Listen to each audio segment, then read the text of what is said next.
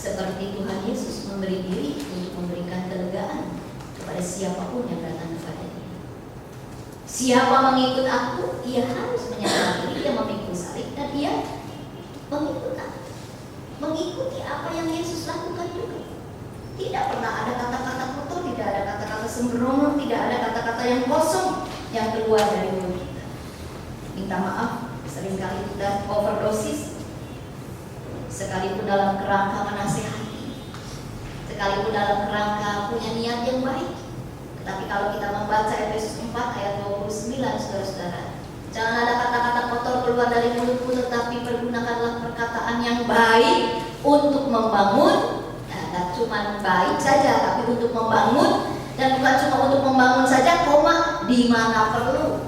Jadi sekalipun baik dan untuk membangun, sekalipun niatnya baik dan kata-kata yang dipilih adalah baik, kalau nggak waktunya, kalau nggak perlunya, nggak jadi baik. Karena itu, saudara-saudara, itu terkategori kata-kata yang kosong jadinya. Tidak ada makna apa-apa dan tidak menampilkan kehidupan sebagai pengikut Tuhan dengan perkataan kita dalam hubungan dengan sesama, bahkan menyakiti sesama kita.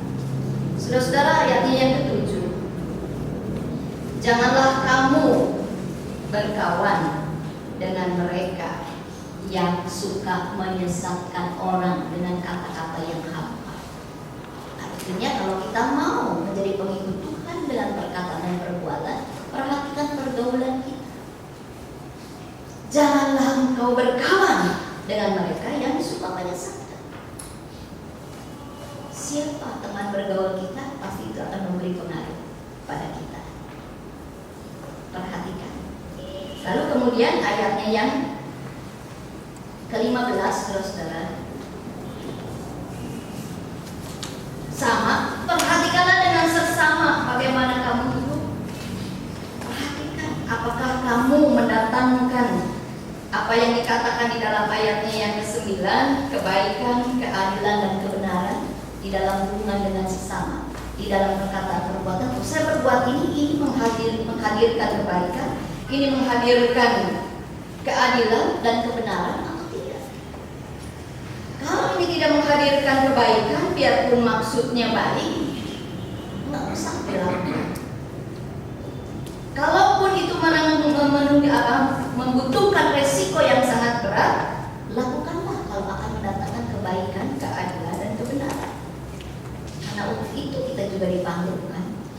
Seperti Yesus mengorbankan dirinya sendiri. Di dalam ayat yang ke-15, dan berkata-katalah seorang kepada yang lain di dalam Mazmur, kidung, puji-pujian, dan nyanyian rohani. Artinya, ketika kita berkata-kata dengan seseorang, mari menggospel, bukan menggosip, ya kan? Karena di sini dikatakannya berkata-katalah seorang kepada yang lain dalam Mazmur, dalam kidung pujian dan nyanyian rohani. Berkata-katalah yang membuat orang lain pun mengalami penyegaran melalui apa yang kita katakan. Bukan berkata-katalah yang membuat orang lain menjadi semakin rendah diri, semakin merasa kecil, atau bahkan jadi dikecilkan. Tetapi berkatalah seorang kepada yang lain dengan mazmur, pujian, dan nyanyian rohani. Saudara-saudara, ayat yang ke-21. Dalam hubungan dengan sesama, perbuatan seorang pengikut Tuhan adalah merendahkan diri seorang kepada yang lain di dalam takut akan Kristus. Tidak menganggap diri lebih sampai, tidak menganggap diri lebih hebat, tidak menganggap diri lebih kaya, tidak menganggap diri lebih pantas dimengerti, tidak menganggap diri lebih pantas didengarkan, tetapi dalam hubungan dengan sesama menampilkan diri sebagai pengikut Tuhan adalah merendahkan diri seorang kepada yang lain. Lalu dalam hubungan kita dengan Allah, perbuatan apa yang menampilkan diri sebagai pengikut Allah? Yaitu tertulis di dalam ayat 17, saudara. Jangan menjadi bodoh, tapi berusaha mengerti kehendak Tuhan. Yesus pernah marah kepada Petrus karena Petrus memikirkan apa yang dipikirkan oleh manusia, bukan apa yang dipikirkan oleh Allah. Menjadi pengikut Tuhan di dalam perbuatan kita, berjuang untuk selalu memikirkan apa yang dipikirkan oleh Allah daripada apa yang kita pikirkan. Ketika kita tidak memikirkan apa yang dipikirkan oleh Allah, maka kita sebenarnya juga membuat Tuhan menjadi kecewa dengan diri kita sendiri. Di dalam ayat yang ke-19 sama juga saudara-saudara, menaikkan pujian dan mazmur bagi Allah bersama dengan sesama saudara, dan mengucap syukur senantiasa kepada Tuhan, tidak mencurigai Tuhan dengan perkataan-perkataan kita, tidak kemudian meninggalkan Tuhan dengan perbuatan kita karena kita kecewa dengan kenyataan hidup ini, karena apa yang kita minta belum Tuhan kabulkan, tetapi kita selalu mengatakan terima kasih Tuhan untuk setiap hari yang Tuhan berikan kepada saya, untuk setiap hembusan nafas yang boleh saya lakukan. Dan yang terakhir saudara-saudara, perbuatan, menampilkan perbuatan dan perkataan di dalam terhadap segala sesuatu, termasuk pada waktu yang ada. Pergunakan waktu yang ada, jangan mempergunakan waktu yang tidak ada. Itu kayak apa ya, waktu yang tidak ada seperti apa saudara-saudara? Kalau anak sekolah gampang, kalau waktunya ulangan bukan waktunya belajar, ya kan? Kalau waktunya belajar ya belajar, bukan tidur. Tapi kalau buat orang dewasa gimana? Pergunakan waktu yang ada.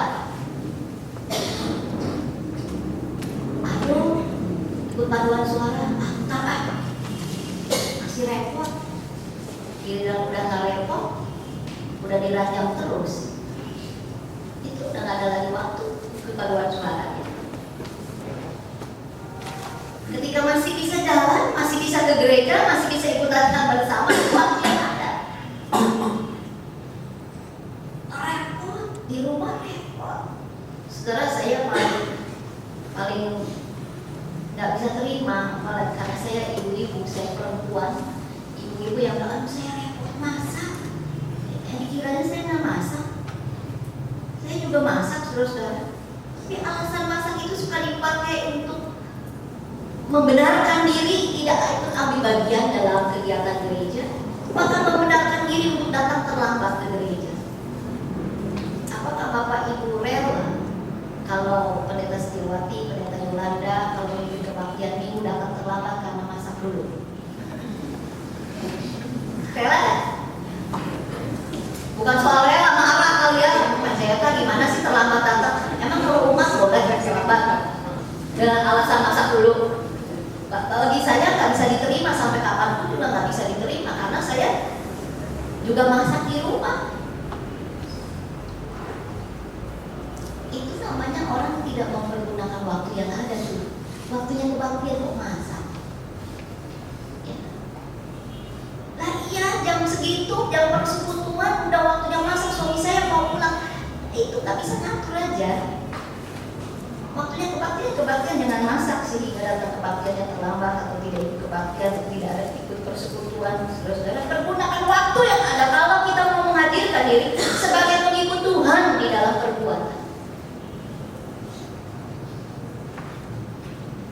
Mintalah hikmat kepada Tuhan bagaimana mengaturnya. Di dalam ayatnya yang ke-10, ujilah apa yang berkenan kepada Tuhan. Di dalam segala sesuatu tetap kita mampu diminta untuk menghadirkan diri sebagai pengikut Tuhan dalam perbuatan, yaitu dengan cara memuji segala sesuatu yang berkenan kepada Allah. Yang seperti apa sih yang berkenan kepada Allah itu? Yang seperti apa? Dalam ayatnya yang ke-9, membuahkan kebaikan, keadilan dan kebenaran. Yang membuahkan kebenaran, keadilan dan kebenaran. Ujilah segala sesuatu yang berkenan kepada Allah. Bertanyalah dengan saudara, coba deh bertanya kepada Tuhan, Tuhan berkenan gak nih kalau saya marah sama suami saya? Tuhan berkenan gak Tuhan kalau saya ikut paduan suara? Pasti Tuhan akan memberi jawab. Jawabnya gimana? Tuhan bilang dari surga gitu, ya boleh paduan suara, ambil suara alto ya. Apa begitu Tuhan? Tidak. Di dalam persekutuan yang baik, kedekatan kita dengan Tuhan, kita punya kepekaan.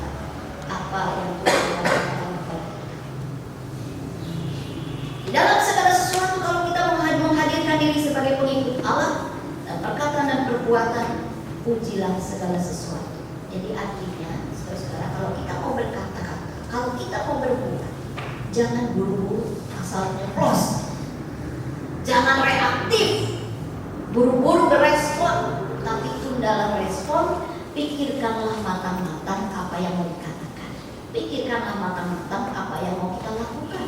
Semuanya itu harus mendatangkan kebaikan, kebenaran, dan kasih serta keadilan.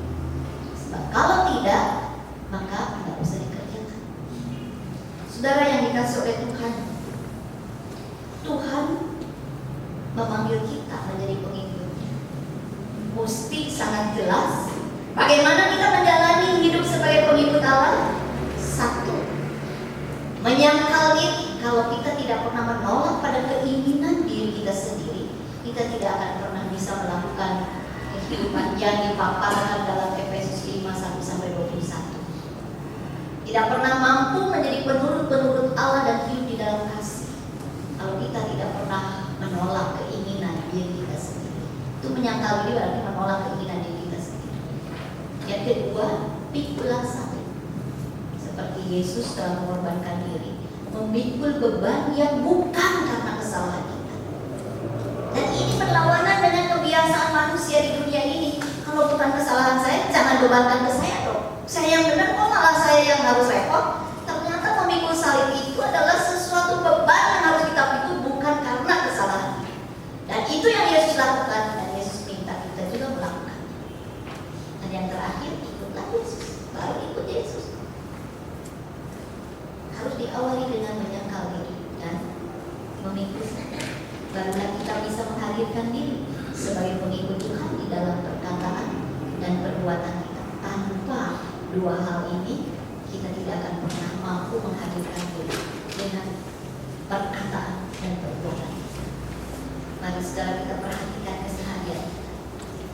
Kalau kita mau berkata-kata, sekarang ingat saya pengikut Tuhan dalam perkataan. Kalau kita mau berbuat sesuatu terhadap apapun yang ada di hadapan kita, ingatlah perbuatan saya ini adalah cerminan diri sebagai